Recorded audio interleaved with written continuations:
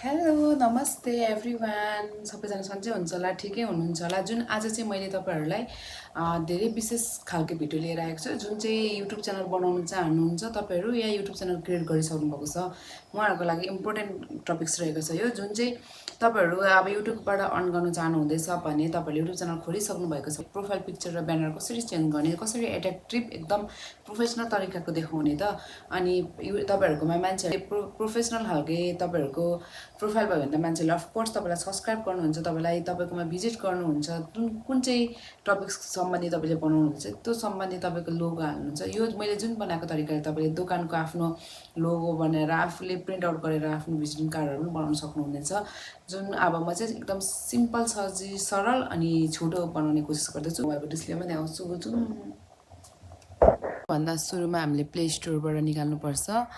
Canva भन्ने application पाउँछ त्यसलाई डाउनलोड गर्ने त्यसपछि हामीले ब्यानर बनाउनु लागेको भएर युट्युब ब्यानर भन्ने सर्च बार छ त्यहाँनिर सर्च गर्ने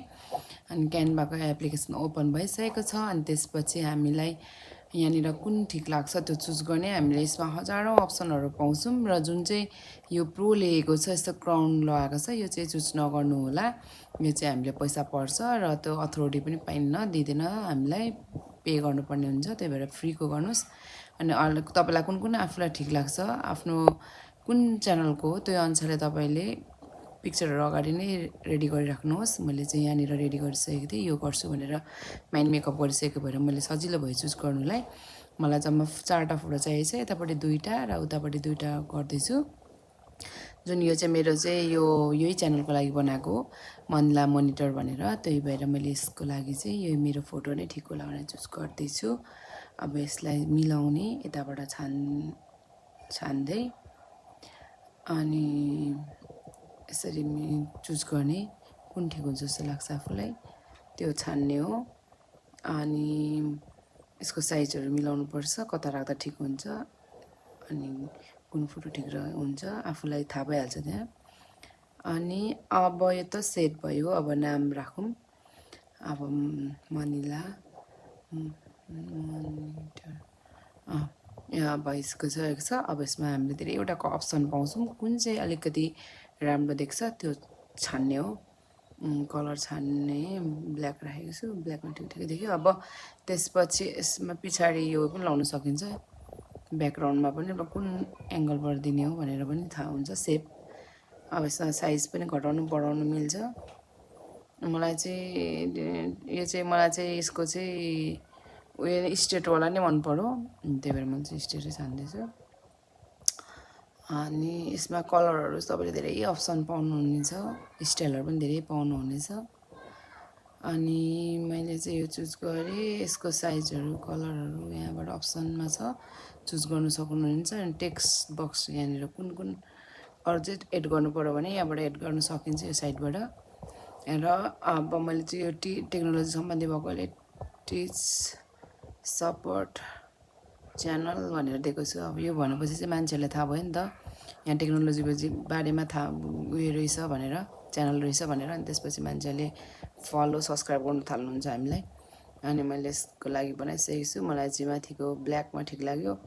र मुनिको चाहिँ अलिकति साइजहरू पनि मिलाउनुपर्छ अनि अलिकति तलको चाहिँ मलाई अलिकति ब्राइट कलर गर्नु मन परेको छ माथिको यो स्टारहरू पनि रेड बनाइदिउँ यो चाहिँ स्टाइल मात्र हो यो नेसेसरी छैन बनाइनु भयो तर अलिक राम्रो देखाउनुलाई बनाएको मलाई चाहिँ यो चाहिँ अलिकति ब्राइट कलरमा गर्नु मन छ त्यही भएर यो रेड कलरमा ठिक होला जस्तो छ रेड कलरमा छोडिदिन्छु अब हेर्नु त भइसकेको छ अब हाम्रो प्रिपेयर हुँदैछ प्रिपेयर डिजाइनहरू हेर्ने होइन सेभ योर ग्यालरी अलरेडी ग्यालरीमा आइसकेको छ अब हामीले युट्युब खोल्ने अनि यहाँनिर जाने अनि यसले हाम्रो पछाडि टच गरेर ब्यानर चेन्ज गर्ने च्यानल ब्यानर अपडेट सक्सेसफुल भनेर आयो अब यति भए हाम्रो काम सकेको छ भन्दा पनि अब यसलाई हामीले कत्रो साइजमा राख्ने भनेर चाहिँ मिलाउनुपर्छ अलिकति अब फेरि अर्को रहेको छ प्रोफाइल पिक्चर मैले चाहिँ यहाँ राखेर गर्नुपऱ्यो